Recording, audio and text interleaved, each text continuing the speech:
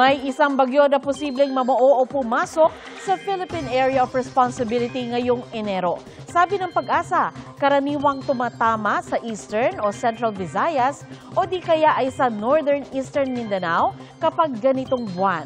Pero pwede rin itong mag-recurve o lumihis palayo sa bansa. May mga bagong pangalan na rin ng mabubuong bagyo ngayong 2025.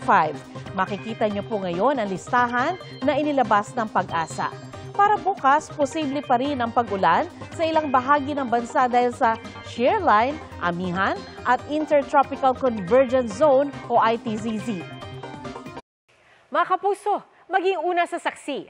Mag-subscribe sa GMA Integrated News sa YouTube para sa iba't ibang balita.